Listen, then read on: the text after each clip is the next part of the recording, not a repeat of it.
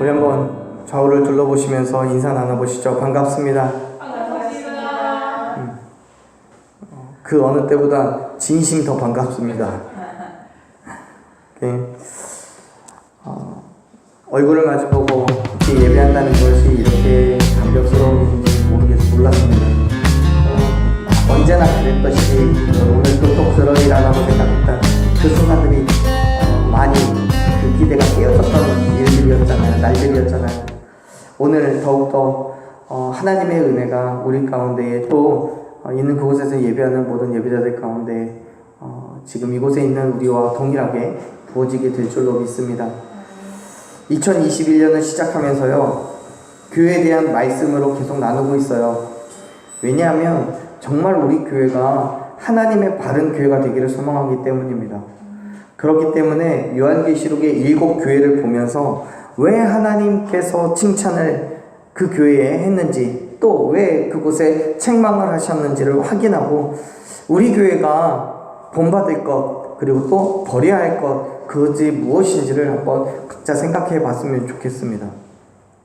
그래서 이 땅의 많은 교회들 중에 정말 우리 교회만큼은 하나님께 책망이 아니라 칭찬만 듣는 그런 교회 되기를 소망합니다.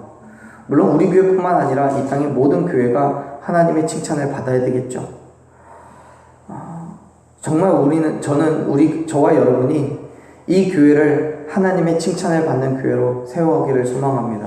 그러기 위해서 정말 말씀으로 우리가 새롭게 변화되어지고 예수 그리스도의 죽으심과 부활하심을 믿는 그 믿음으로 온 땅 가운데 정말 복음을 전하며 하나님의 살아계심을 드러낼 수 있는 저와 여러분 되기를 간절히 축원합니다. 소아시아에 있는 7교회에 보낸 7개의 편지 중에서 오늘 우리가 함께 나눈 이 두아디라 교회에 보낸 이 편지는 분량이 제일 많아요. 제일 긴 편지입니다. 이 두아디라라는 지역은 소아시아의 서쪽에 있는 도시인데요. 현재는 아키샤르라고 불리는 터키의 도시입니다. 터키 안에 있어요. 원래 이 두아디라는 소아시아를 횡단하는 도로를 지키기 위한 군사적 전처 기지로 세워진 도시입니다. 그런데 로마가 주변의 거의 모든 나라를 점령한 이후에 소아시아를 횡단하는 도로를 이용하면서 세공이나 또 염색이나 가죽이나 천 같은 것을 무역하는 그 사고 파는 상공업의 도시로 발전을 해요. 그에 따라서 같은 직업의 사람들끼리 모여있는 그 조직이 되어지고 그 조합들을 중심으로 활발한 상업활동이 일어납니다. 더불어 당시의 두아디라도 주변의 다른 도시와 다르지 않게 지역에서 섬겼던 우상이 있고 또 황제를 숭배했던 그런 도시였습니다. 그런데 문제는 뭐냐면 당시의 두아디라 지역의 조합들은 신당의 우상 앞에 바쳐졌던 제물로 공동의 식사를 했고 또 공동으로 신전에 헌금을 해야만 했다는 점이에요. 당연히 두아디라 교회 안에 있는 성도들 또한 조합원으로서 이러한 모든 조합의 활동에 참여해야만 했고, 만일 그렇지 않다면 그들의 생계인 수단인 그 상업활동에 막대한 지장을 받을 수밖에 없었어요. 이러한 환경 속에서 두아디라 교회는 예수님으로부터 칭찬도 받고 책망을 받기도 합니다. 두아디라 교회를 향해 말씀하시는 예수님의 모습을 먼저 한번 살펴봤으면 좋겠어요. 우리 말씀을 다시 읽어볼게요. 18절 말씀 같이 읽습니다. 두아디라 교회 사자에게 편지하라. 그 눈이 불꽃 같고 그 발이 빛난 주석과 같은 하나님의 아들이 이르시되. 아멘. 이 교회에 계시된, 두아디라 교회에 계시된 예수님의 모습을 단 하나로 표현하자면, 한 단어로 표현하자면 뭐냐면 하나님의 아들이에요. 하나님의 아들. 계시록에서 유일하게 사용된 칭호예요. 여기에서만. 그런데 재밌는 사실은 뭐냐면 여기에서 예수님을 하나님의 아들이라고 선포하고 있는 이 두아디라 지역의 교회, 왜 하필이면 하나님께서는 이 말씀을 하시면서 두아디라 지역 교회에게만 하나님의 아들이라고 예수님을 지칭하는 거예요. 이 두아디라 지역이요, 아까 말씀드렸죠, 지역 우상을 섬겼다고. 그 지역 우상이 뭐냐면 튜림노스라는 그 신인데요. 이 신이 그리스 신화에 나오는 제우스 아시죠? 그 제우스의 아들인 아폴로라는 신이에요. 이 아폴로가 튜림노스예요. 다시 말해서 성경은요, 지금 제우스의 아들 아폴로를 섬기고 있는 두아디라 지역에 그 세워진 교회에 편지를 하면서 창조주 하나님의 아들인 예수 그리스도를 증거한다는 거예요. 그들이 섬기고 있는, 두아디라 지역 사람들이 섬기고 있는 아폴로는 살아있는 신이 아니고 우상에 불과하다는 사실을 드러내고 있는 거예요. 사랑하는 여러분, 두아디라 교회에 말씀하시는 분이 바로 죽으시고 부활하신 하나님의 아들 예수 그리스도이심을 믿으시길 바랍니다. 그렇습니다. 당시에도 그렇고요, 오늘날에도 마찬가지예요. 우리가 믿고 따르는 그 어떤 것도 예수님을 대신할 수 있는 건 단 한 가지도 없습니다. 왜요? 예수님이 하나님의 아들이시기 때문에요. 믿으십니까? 세상에 그 무엇도 하나님을 대신하여서 예수님을 대신해서 하나님의 아들이 될 수도 없고, 그 누구도, 그 누구의 아들도 그의 역할을 대신할 수가 없다는 거예요. 오직 예수 그리스도만이 우리를 위하여 이 땅에 오셨고, 우리를 위하여 십자가에서 죽으셨을 뿐만 아니라 우리를 위하여 죽음을 이기시고 다시 사셨음을 믿으시길 바랍니다. 그 사실을 믿음으로 말미암아 우리는 죽음에서부터 생명으로 옮겨지게 되는 거예요. 믿으십니까? 하나님의 아들인 예수 그리스도의 모습은요, 두 가지로 묘사돼요. 18절 말씀을 보면 그렇잖아요. 성경은 예수님의 눈을 불꽃 같다고 말합니다. 예수님의 눈빛이 눈꽃처럼 아름답고 불처럼 화려하다는 것이 아니라 모든 사물을 꿰뚫어 보시는 통찰력과 그의 지식에 대해서 이야기하는 거예요. 자, 예수님께서 당시 두아디라 지역과 또 두아디라 교회의 문제를 이미 다 알고 계신다는 거예요. 뿐만 아니라 그 모든 문제를 알고 계시는 예수님께서 해결하실 수도 있는 능력 또한 가지셨다고 말해요. 보세요. 18절에서 묘사하는 예수님의 모습을 그의 눈이 불꽃 같다는 표현과 함께 또 뭐라고 얘기하냐면 그의 발이 빛난 주석 같다고 말해요. 주석이 뭐냐면 당시 두아디라에서 생산하고 있던 철을 얘기해요. 주석이라는 금속 있잖아요, 그거. 예수님의 발이 그렇게 단단하고 또 무거운 철로 만들어져서 그 땅의 모든 우상들을 발로 밟아 부수고 멸하실 능력과 권세를 가지셨다고 말씀하고 있는 거예요. 사랑하는 여러분, 당시에 두아디라에 있던 그 모든 우상과 교회 안에 있는 죄의 모습들을 예수님께서는 불꽃 같은 눈으로 보고 계실 뿐만 아니라 깨트리시고 부실 수 있는 힘과 능력이 있으심을 믿으시길 바랍니다. 예수님을 대적할 것은 단 한 가지도 없어요. 세상의 모든 만물을 창조하셨을 뿐만 아니라 다스리고 계시는 그의 힘을 넘어설 수 있는 것은 없습니다. 그렇기 때문에 지금 28절의 말씀은 예수님께서 두아디라 지역과 그 교회의 모든 우상을, 또한 세상의 모든 우상과 더러운 것들을 질그릇과 같이 깨트리시고 이기고 승리하실 것을 선포하고 있음을 믿으시길 바랍니다. 여전히 우리에게 있어서도 마찬가지예요. 이 지역과 사회뿐만 아니라 온 열방 가운데 또 교회 안에도 여러 가지 문제는 있어요. 그러한 모든 문제들을 해결할 수 있는 방법은 예수 그리스도의 죽으심과 부활하심을 믿고 나의 주인으로 인정하는 거예요. 교회의 주인으로 인정하는 거예요. 세상의 주인으로 예수님을 세워놓고 인정하고 세워놨을 때 모든 문제가 해결될 수 있음을 믿으십시오. 그리고 내 자아, 내 욕심, 내 만족 다 내려놓고 오직 성령 하나님께서 역사하시도록 나를 내어드리십시오. 예수님께서 도와주시지 않는다면 우리의 문제는 결코 해결될 수 없어요. 왜요? 예수님만이 만물의 주인이실 뿐만 아니라 죽음의 권세를 이기시는 분이시기 때문입니다. 사랑하는 여러분, 예수 그리스도의 죽으심과 부활하심을 믿으시며 그 믿음으로 예수님의 역사하심을 기대하십시오. 주님만이 우리의 모든 것들을 감찰하시고 주님만이 우리의 모든 문제를 해결할 수 있는 분이심을 여러분 믿으시길 바랍니다. 지금도 우리를 지켜보시며 필요한 모든 것들을 채우시고 하나님의 영광을 위하여 예수님께서 죽음을 이기시고 승리하신 것처럼 저와 여러분 또한 보호하시고 세상의 모든 우상과 핍박과 조롱 가운데서 마침내 이기고 승리하게 해 주실 줄로 믿습니다. 그 믿음으로 세상을 살아가는 거예요.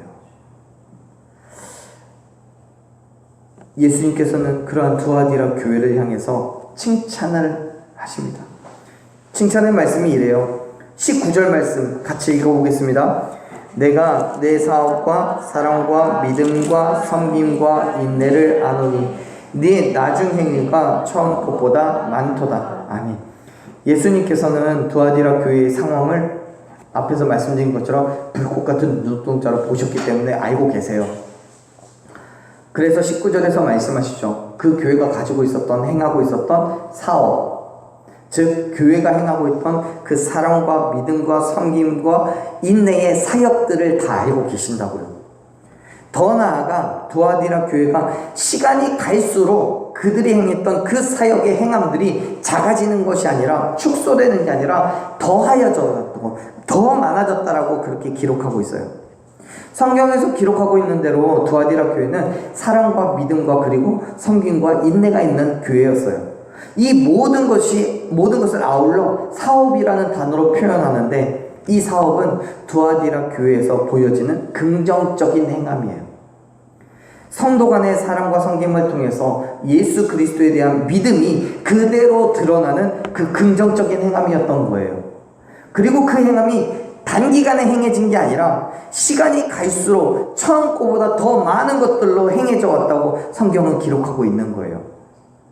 여기서 많아졌다는 건 두 가지 의미를 담고 있습니다. 첫째는 교회가 가지고 있는 그 사역이 확장되었다는 의미예요. 교회가 행하는 사역의 영역이 넓어졌다는 거예요.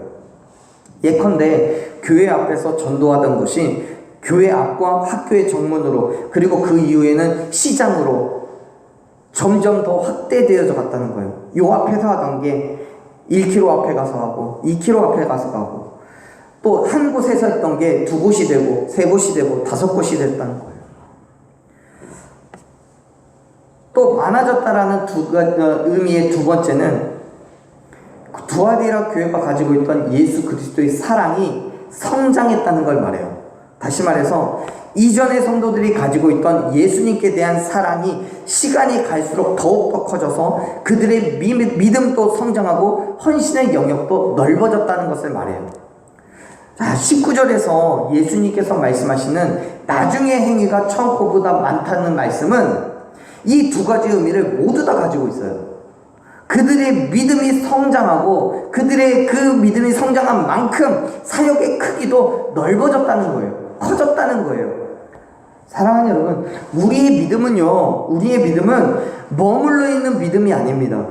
우리는 이미 예수 그리스도로 인하여서 그 사랑이 어떤 형태를 가지고 있는지 또 그 의미가 무엇인지를 확인했고 또 알고 있어요. 여러분 아시잖아요. 그게 뭐예요?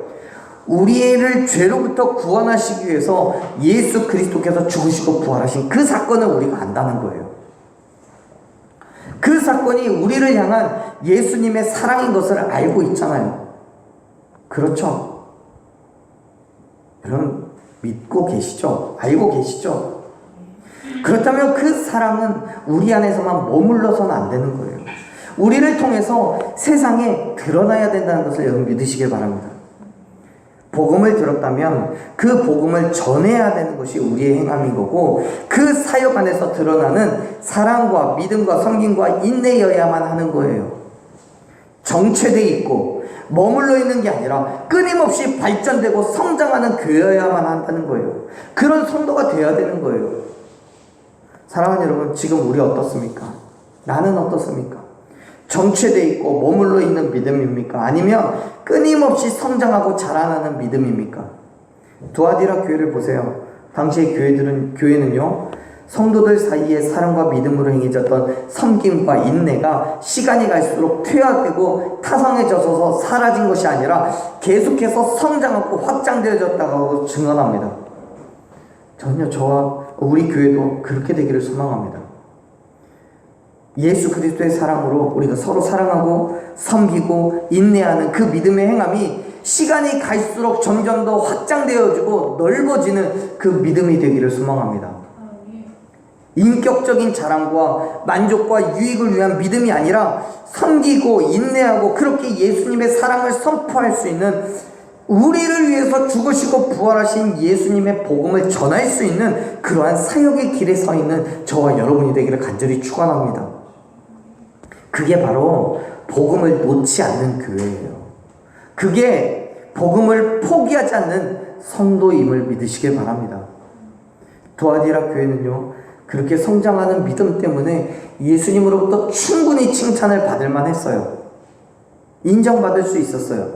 그런데요, 그들에게는 책망을 피할 수 없는 최악의 사유가 있었어요. 성경은 그 책망의 사유를 두 가지로 정리해서 이야기합니다.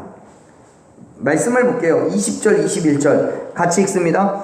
그러나 내게 책망할 일이 있노라. 자칭 선지자라 하는 여자 이세벨을 내가 용납함이니 그가 내 종들을 가르쳐 꾀어 행음하게 하고 우상의 제물을 먹게 하는도다. 또 내가 그에게 회개할 기회를 주었으되 자기의 음행을 회개하고자 하지 아니하는도다. 아멘.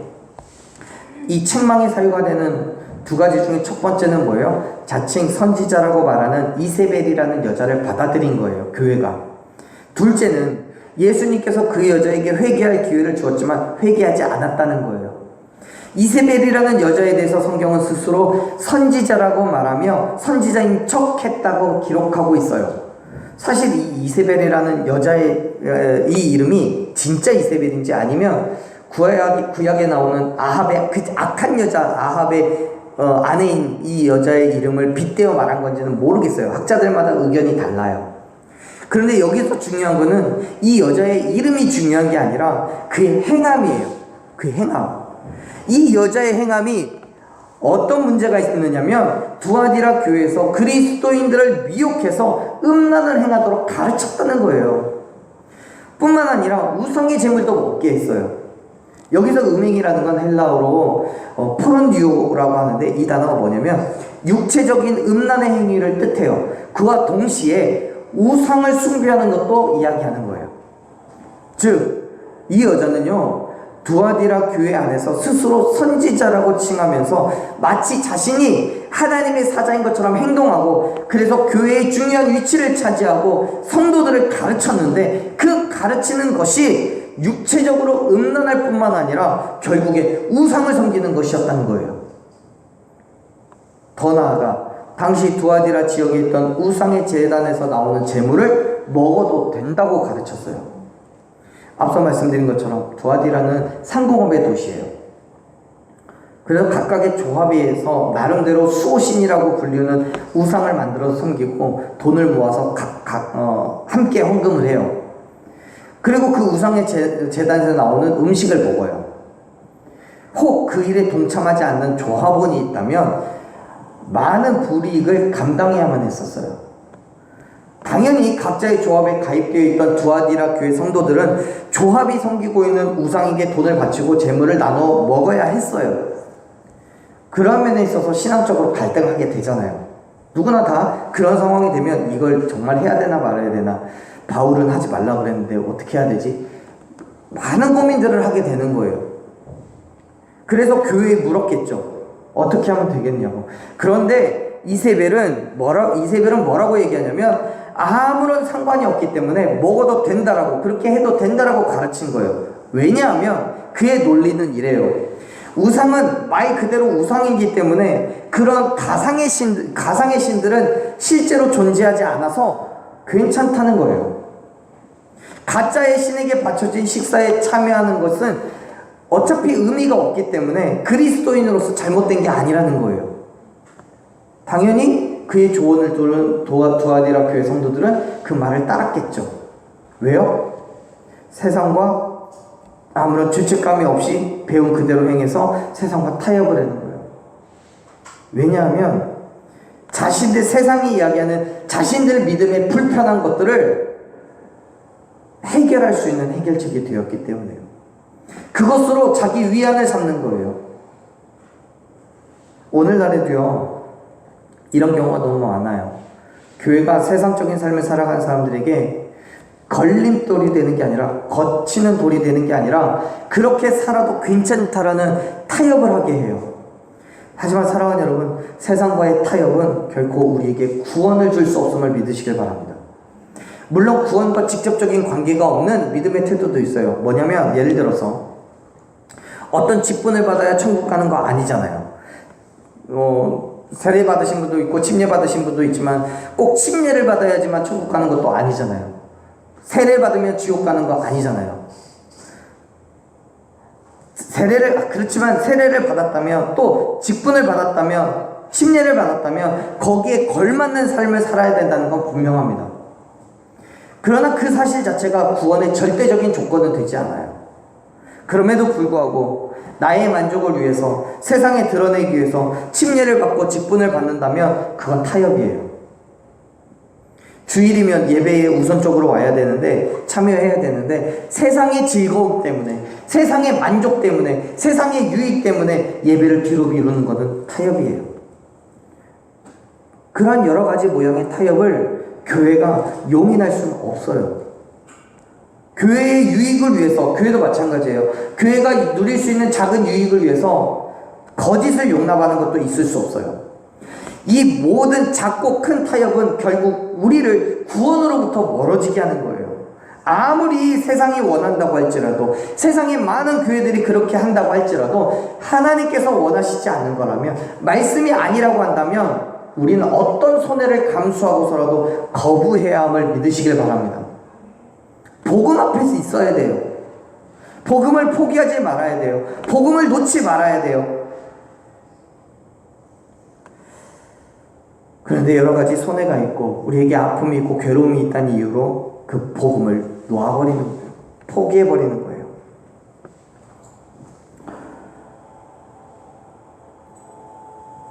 그리스도인의 삶은요, 세상과 뭉뚱그러져서 사회적 적응을 빌미로 쾌락적이고 세상적인 삶으로 갈 수 없습니다. 하나님께서는 두아디라 교회가 처해 있는 이러한 상황을 책망하고 계시는 거예요. 예수 그리스도의 죽으심과 부활하심을 믿는 그리스도인이라면 어떤 상황에서라도 그리스도인의 삶을 포기하지 말고, 세상과 타협하지 말고 끝까지 그 믿음의 순수성을 지켜야 된다라고 말씀하고 계시는 거예요. 사랑하는 여러분, 그리스도인의 삶을 지키십시오. 예수 그리스도의 죽으심과 부활하심을 믿는 그 믿음으로 어떤 어려움 속에서도 세상과 타협하지 말고 끝까지 믿음의 순수함을 지켜나가는 그리스도인이 되시기를 간절히 축원합니다. 우상의 재물을 먹지 않는 것으로 인해서 조합에서 핍박받을 수도 있어요. 심하면 쫓겨날 수도 있어요. 매를 맞을 수도 있어요. 그럼에도 불구하고 믿음을 지키십시오. 그것이 그리스도인의 삶이고 하나님을 믿는 믿음의 자세인 거예요. 두아디라 교회의 문제는요, 이뿐만 아니에요. 사실은 어쩌면 이보다 더 크다고 할 수 있는 문제가 있어요. 21절의 말씀을 보면 이래요. 같이 읽어볼게요. 또 내가 그에게 회개할 기회를 주었을 때 자기의 음행을 회개하고자 하지 아니하는도다. 아멘. 하나님께서는 죄인에게도 살 수 있는 기회를 주셨어요. 그게 뭐예요? 회개라는 거예요. 그런데 그 회개를 원하지 않는 죄인들은 그 기회를 보고도 못 본 척해요. 멸시해요. 지금 헬라어의 말씀은 뭐냐면 현재 진행형으로 기록되어 있어요. 지금 이전부터 이 말씀이 기록되는 그 순간까지, 그리고 그 이후에까지 여전히 계속되고 있다는 거예요. 뭐가요? 회개하지 않는 게요. 기회를 주었음에도 불구하고요. 누구를 통해서 또 어떻게 된 일인지는 모르겠지만 거짓 선지자인 이세벨은 그가 행하는 일에 대한 잘못을 지적을 받았어요. 그런데 이 이세벨이 여전히 회개하지 않고 오히려 무시하고 거부하고 있는 거예요. 그래서 어떻게 돼요? 하나님으로부터 철저하게 밟히고 깨져요. 사랑하는 여러분, 우리에게 회개할 수 있는 기회가 있음을 감사하시길 바랍니다. 그건 우리를 향한 하나님의 사랑의 표현이에요. 왜요? 하나님께서 우리를 사랑하시지 않는다면 회개할 기회조차 주지 않으시는 거예요. 하나님께서는 거짓 선지자인 이세벨에게도 그런 회개의 기회를 주셨어요. 그런데 이세벨이 거부한 거예요. 그렇게 하나님의 심판을 자초해요. 사랑하는 여러분, 우리가 회개할 수 있을 때 회개하십시오. 그 기회도 영원히 주어지지 않아요. 분명히 끝나는 때가 있어요. 그 기회를 거두어 가시는 때가 있어요.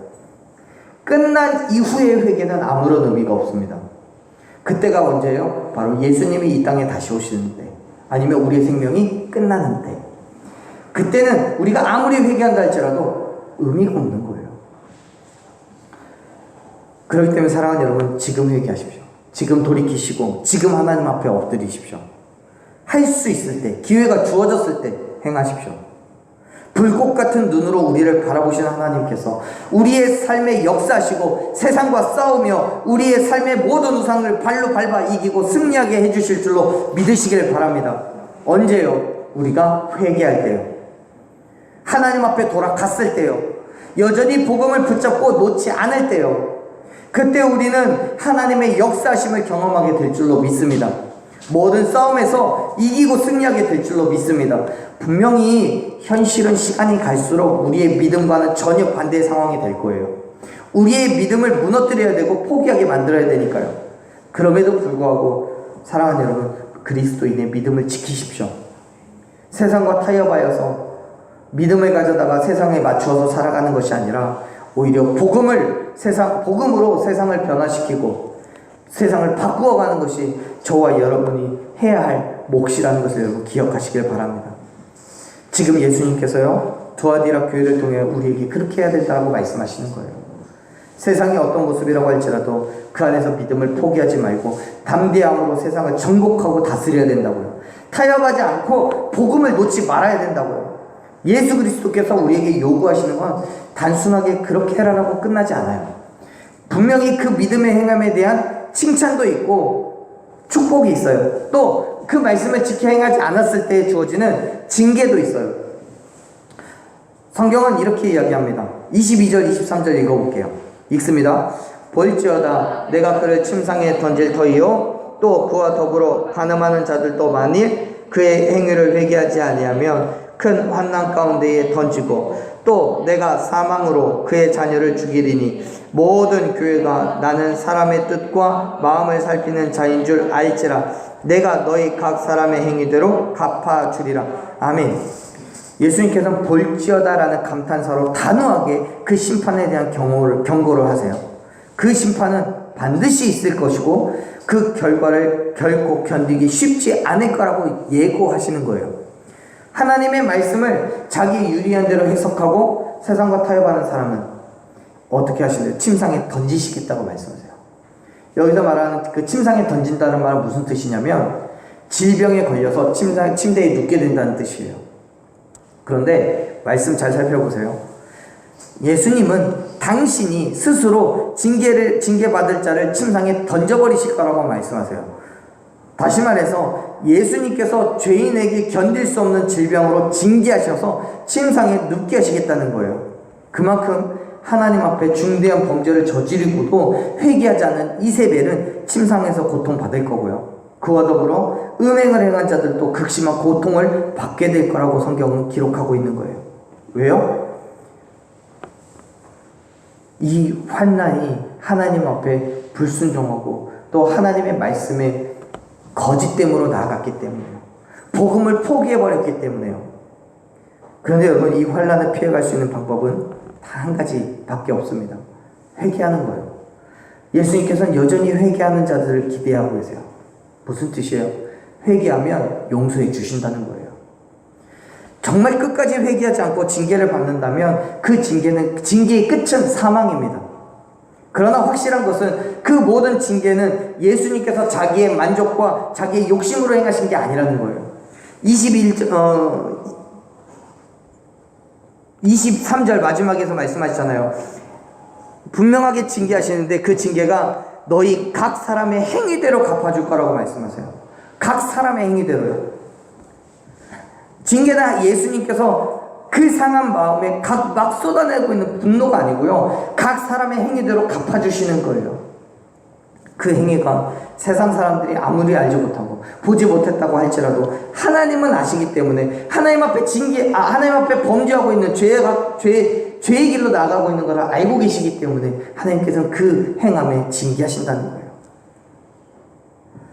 23절 말씀 보면 그렇게 말하잖아요. 하나님께서는 사람의 뜻과 마음을 살피시는 분이라고요. 그런데 교회가 그걸 모르기 때문에 자기의 마음대로, 자기의 욕심대로 세상과 타협하고 하나님의 말씀을 바꿔버리는 거예요. 사랑하는 여러분, 하나님을 두려워하십시오. 우리의 뜻과 마음을 살피시는 분이시기 때문에 더욱더 두려워하십시오. 세상 사람들은 아무도 몰라도요, 또 아무리 선함으로 포장하더라도요, 하나님께서는 우리의 뜻과 마음을 아시기 때문에 그 사람의 행위대로 따른 남김없는 보응을 하실 줄로 믿으시길 바랍니다. 선악간에 심판하시는 건 하나님이세요. 하나님의 징계는 세상 사람들의 눈으로 행하는 게 아닙니다. 하나님의 공의는 세상의 가치와는 달라요. 모든 징계는 하나님의 공의함으로 행하는 거예요. 다시 말하면 하나님께서는 우리의 마음과 뜻을 다 알고 계시기 때문에 하나님의 공의에 우리의 삶을 맞추어야 된다는 거예요. 그렇게 회개해야 되는 거예요. 물론 예수님께서는 징계만 말씀하시진 않아요. 24절부터 27절까지의 말씀을 보면 예수님께서는 두아디라 교회를 인간의 모든 행함에 대해서 칭찬하시는 것들도 있어요. 한번 볼게요. 24절 말씀 읽어보겠습니다. 두아디라에 남아있어 이 교훈을 받지 아니하고 소위 사탄의 깊은 것을 알지 못하는 너희에게 말하노니 다른 짐으로 너희에게 지을 것은 없노라. 25절 다만 너희에게 있는 것을 내가 올 때까지 굳게 잡으라. 26절 이기는 자와 끝까지 내 일을 지키는 그에게 만국을 다스리는 권세를 주리니. 27절 그가 철장을 가지고 그들을 다스려 질그릇 깨뜨리는 것과 같이 하리라. 나도 내 아버지께 받은 것이 그러하니라. 아멘. 예수님께서는 이세벨의 거짓된 교훈을 용납하지 않고 예수 그리스도께 끝까지 충성하는 자들이 있다고 말씀하시고 그들에게 두 가지를 얘기하세요. 약속하세요. 그 중에 하나가 27절에 기록된 것처럼 만국을 다스릴 권세를 주시겠다는 거예요.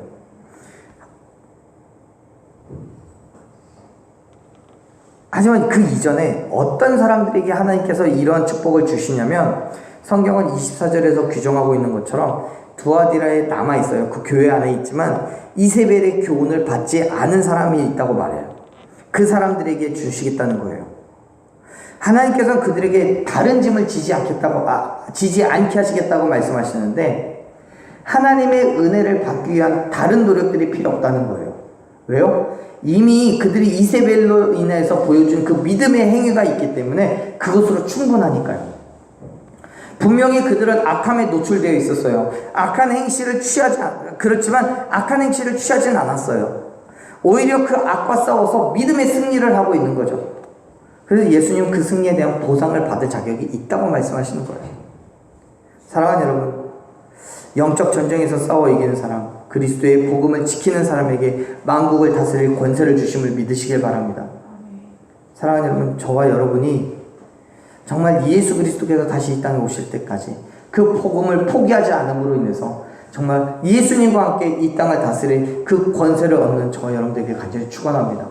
우리의 믿음이 그래야 돼요. 그 권세가 있는 예수님을 믿음으로 말미암아 예수님께서 하나님으로부터 이 땅에 다스릴 권세를 받았고 그 예수님을 우리가 믿고 있기 때문에 우리 또한 그 권세가 주어져 있는 거죠. 하나님께서 이기는 자에게 주시겠다 약속하신 그 축복, 예수님과 함께 만국을 다스릴 권세를 저와 여러분이 받아 누리기를 간절히 소망합니다. 어떻게 해요?